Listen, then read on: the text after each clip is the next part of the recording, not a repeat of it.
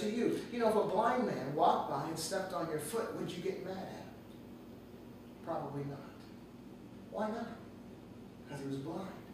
So whatever ill or whatever sickness someone has, you can't really get too angry with them because their sickness manifests certain symptoms. They're not really in control of that. So then if you find a person who is mean and nasty and belligerent all the time and teasing and harsh and harmful to you, and you respond from that in offense, that's normal.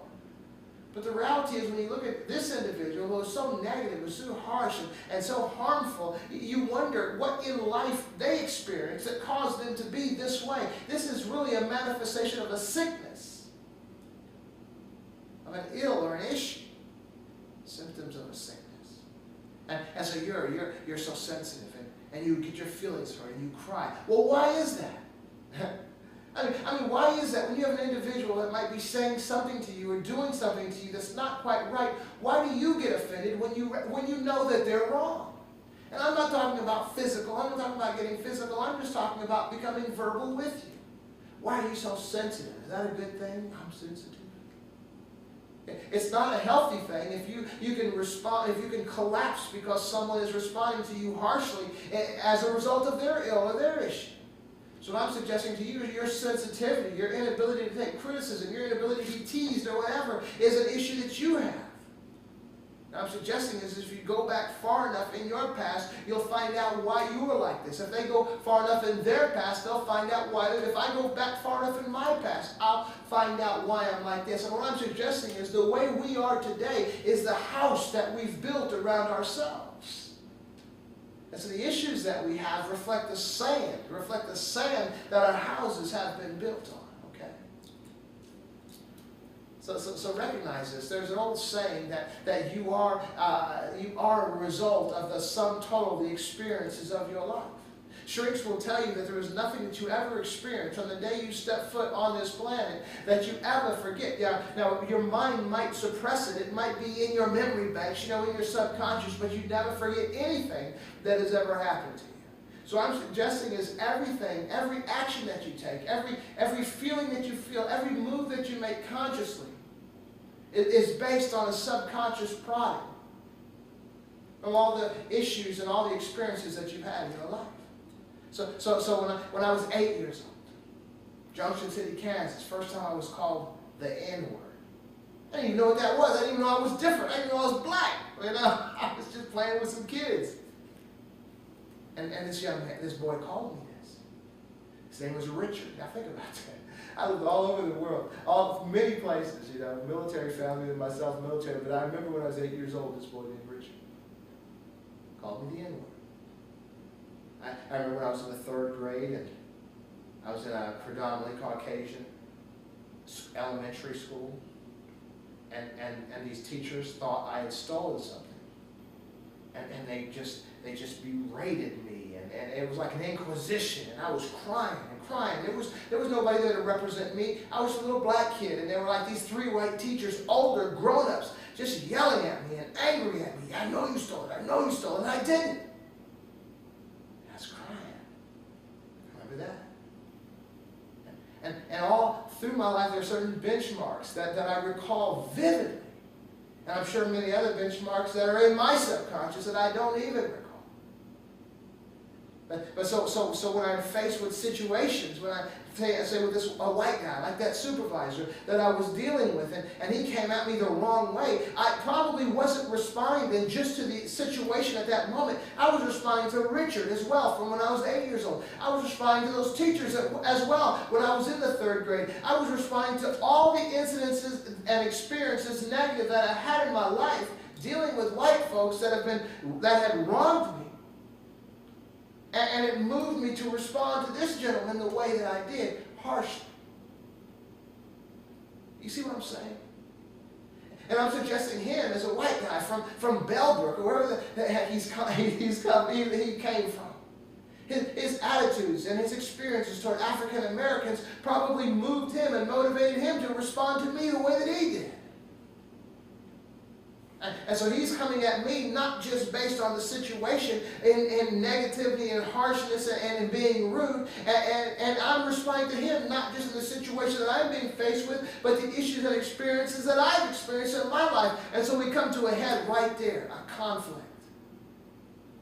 And what I'm suggesting today is both of us then. Our attitudes and our mindsets and those things that were making us respond to that situation at hand were far greater than the situation at hand, but it was a result of the foundation that our individual houses were built. When you look at folks, like you can look in the political realm and look at a man like Herman Cain, black man, Republican, certain issues. Look at Barack Obama, black man, Democrat, issues of his own. You could look at people like Bill Clinton, white man, Democrat, particular issues. George Bush, white man, Republican, particular issues. So you have two white men here and you have two black men here, but totally different ideologies, totally different mindsets, totally different realities. Why? Because the house that has been built around each of those gentlemen is based on the environment and the experiences that they came up in. Is it the truth? Probably not. This is the corruption that we're all faced with as human beings. And this is what Jesus spent his time dealing with in healing, where not only the physical maladies of people, not only the spiritual disconnect that people had with their Creator, but as well the emotional issues that cause folks to be walking in total confusion and unwellness. So when he's talking about the truth will make you free, and he's giving us all this insight on how to treat other folks, even if we don't know why we're supposed to, and telling us we need to lead his words, because if we don't heed his words, we'll continue living in this house built on sand. But if we embrace his words, even when we don't understand why at times, why would I turn the other cheek? Why would I love my enemy? Why would I do good to those who do me wrong? Even when we don't understand, we'll find our house, the foundation being replaced with rock. Let me give you an example. We turn into the book of Acts, the 16th chapter. Acts, the 16th chapter. Of course, Jesus is gone by now. And these are the Acts of the disciples. Acts, the 16th chapter. The 16th verse. Paul and Silas. And it came to pass, as we went to prayer, a certain damsel possessed with a spirit of divination met us, which brought her masters much gain by soothsaying. The same followed Paul and us and cried, saying, These men are the servants of the Most High God, which show unto us the way of salvation. And she did this many days. But Paul, being grieved, turned and said to the spirit, I command thee in the name of Jesus Christ to come out of her. He came out that same hour. And when her masters saw that the hope of their gains was gone, they caught Paul and Silas and drew them into the marketplace and into the rulers. They ended up going to jail. Okay, so I want to look at that damsel for a minute, because we don't hardly really look at this damsel when we look at this story. We look at her for the moment because it is kind of a funny story, where Paul and Silas were in the city, to talk to folks, right? And this damsel was running around crying out, listen to these guys, they're servants of God, for days, over and over and over and over. It turned out, as the Bible describes, she had a spirit of divination. And Paul got so tired of it, he cast out the spirit of divination. Now think about this. The spirit of divination was like a spirit that allowed this girl to predict the future, to give people's horoscopes or whatever, read their palms, however it was done. And she had masters that made money off of this gift that she had. Okay? And when Paul cast that gift out of her masters were mad because they recognized that their money source had just dried up. Now I want to suggest today, this was years ago, and what this woman's issue is described as a spirit of divination. But what I'm going to suggest is what Paul did was he transformed this woman from being who she was not. although she was, to who she was supposed to be. He transformed this woman's life from being built on sand to this woman's life being built on rock, to this woman's life being built on a falsehood, to her life being built on truth. Okay? And see, we look at our lives today, and this is, I guess, the point of the message today is we really, really need to look at ourselves, because sometimes our successes might blind our eyes from recognizing that there's really something wrong with us. So the sicknesses that we have, because of the issues and the ills and experiences of our lives, sometimes it pushes us to be successful.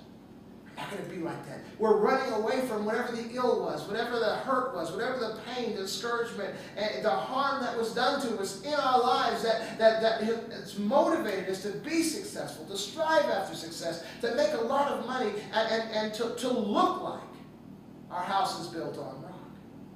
But Jesus is saying the truth will make you free.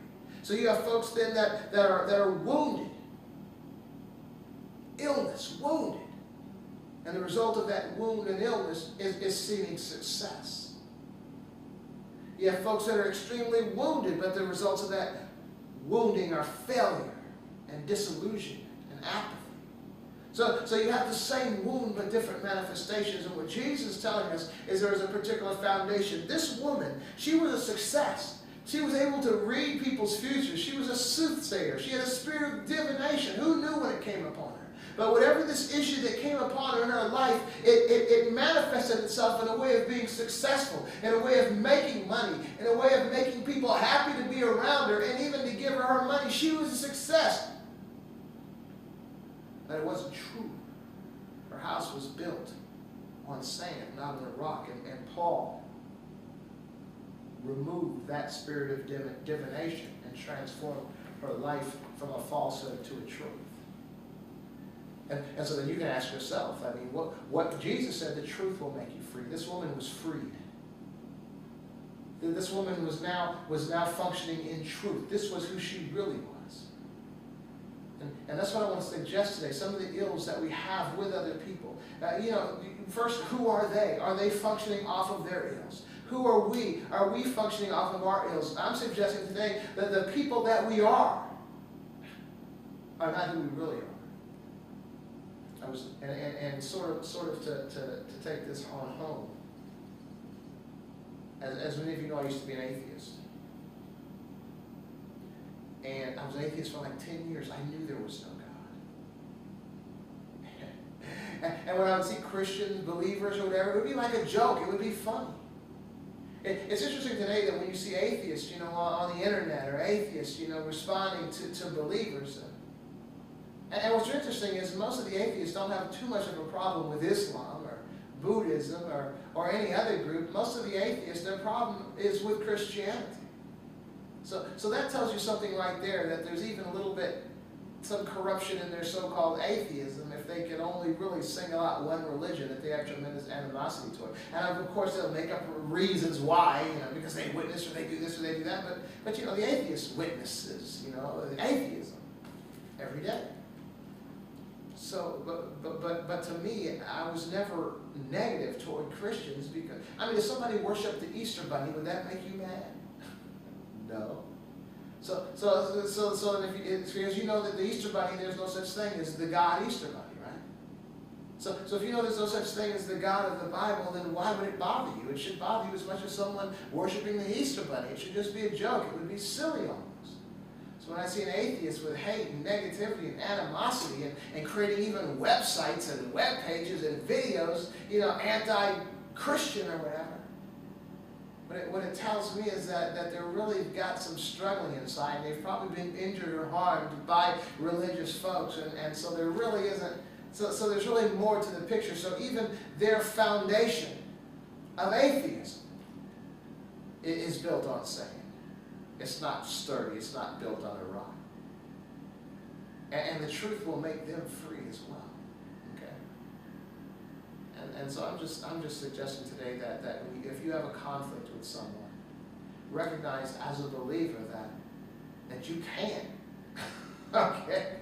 They can have a conflict with you, but you can't have a conflict with them. They can hate you, but you can't hate them. They can be your enemy, but you can't be their enemy.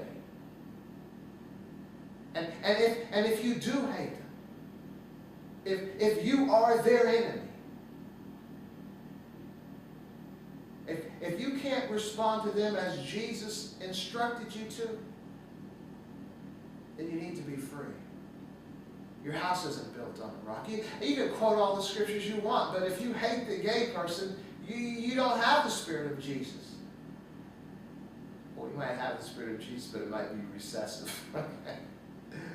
What I'm saying is, these are the red flags. We also spoke in a previous program, we were talking about like quantum mechanics and how they can see these things, like these things that they can't really see, like electrons or string, things, and all these things in space and all that, and everything that we're looking at that we see today that can't be seen, but you can deduce based on certain responses, certain manifestations. So if you like push your hand in the air, okay, say you have a feather floating right here, okay, and you see, and there's nothing in the air, but you push your hand through the air and stop it, and this feather moves. Then you recognize there must be something in the air, or that feather wouldn't be moving, okay? So sometimes you can't see the thing, but you can see the result of the thing, okay? And I'm saying in our lives as well. So you can't really tell at times if you are well simply because of what you've embraced or what you're saying or what they're saying or whatever. But you can see the manifestations. You can see the results of the thing. And if Jesus says we're supposed to be a certain way, if Jesus says we're supposed to have peace beyond understanding, if we're supposed to have peace in the midst of the storms of our life, and we understand that, we sing the songs, we quote the verses, and we don't have that peace, then that's the result that we have to recognize that there's something that's not quite right in our life, okay? And all I'm suggesting to you then is that if Jesus is telling us that these certain commandments that he's given us, to love God, to love each other, to turn the other cheek, to do good to those that do you evil, to love your enemies and all, and we don't have this. And what he is telling us that if we don't do or we don't have or embrace the sayings that he has given us, that our houses are not built on rock, they're built on sand. And even giving us an analogy that if your house is built on sand and the heavy winds and the rains and the issues of our lives come against us, we crumble, and we know that because we've crumbled. Then we got some work to do. And I'll tell you one thing about this walk with God, with Jesus, is that it's not difficult. It's just a matter of the light bulb going off. It's just about certain things that maybe we weren't trained or given to understand. And you know what, I was talking to my daughter today. And I was explaining to her about my program, because my phone came on, and it always notifies me when my program is going to come on the air like a half hour before. Yahoo notifies me. And I was explaining to her the purpose of the program is to begin to try my best to help folks to see things that they don't see.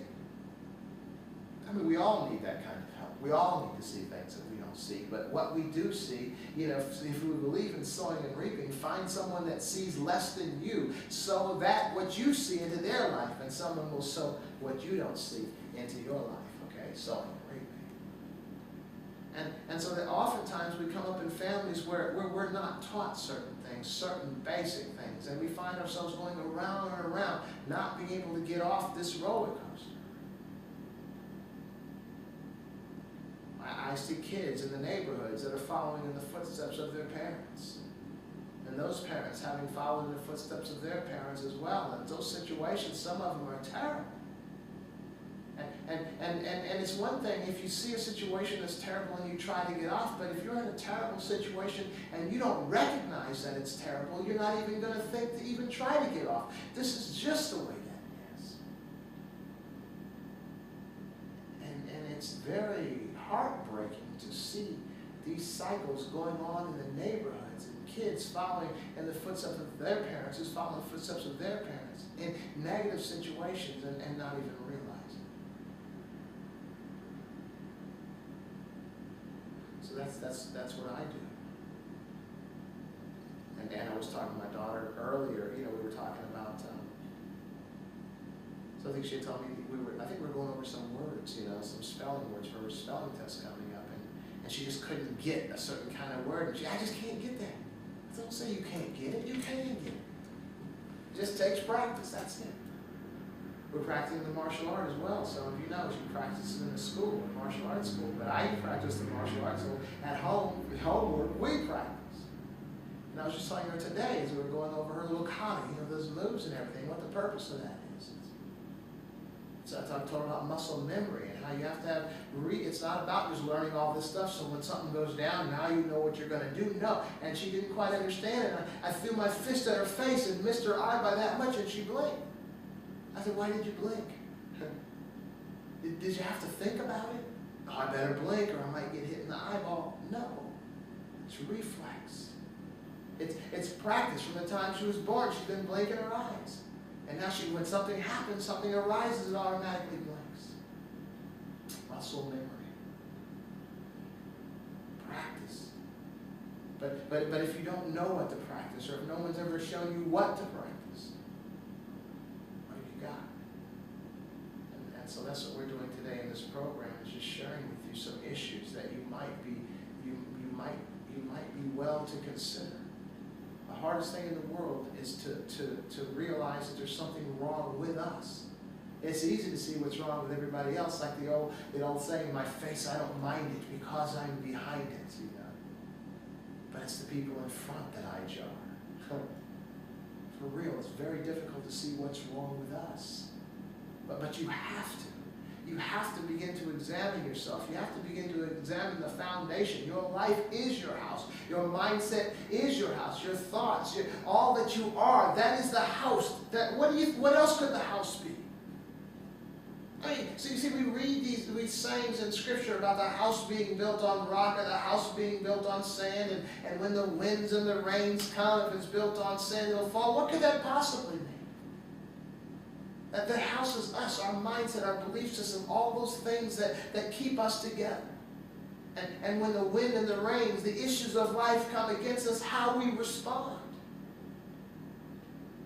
And so often we're not built on rock, we're built on sand because of the issues of our lives, those things that we've been exposed to, the experiences that have harmed us.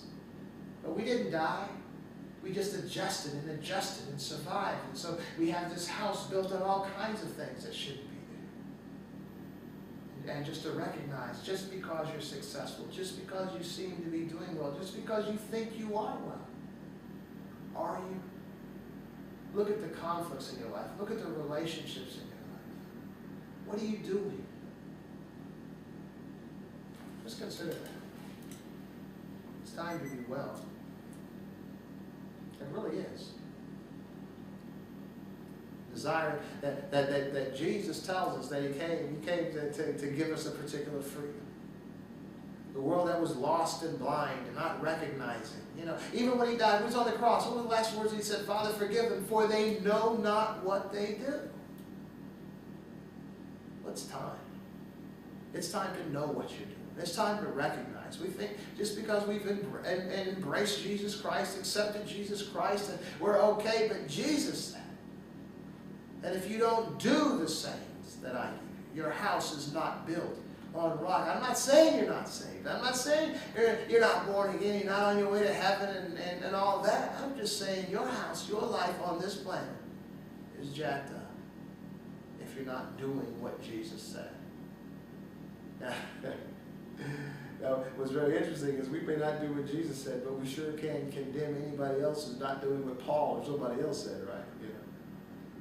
But we just need to do what Jesus said. And I'm telling you this from experience. Your children are watching you. Your loved ones are watching you.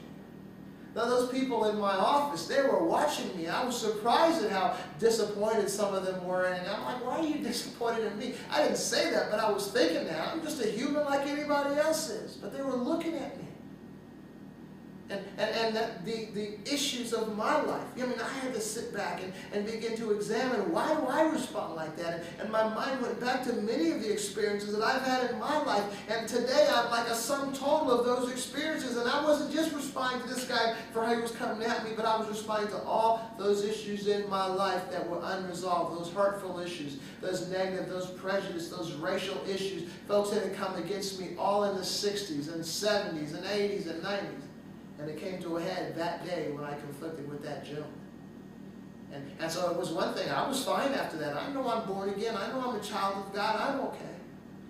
But there were many people who had been watching Pastor Martin, Minister Martin, and they were disappointed and somewhat disillusioned.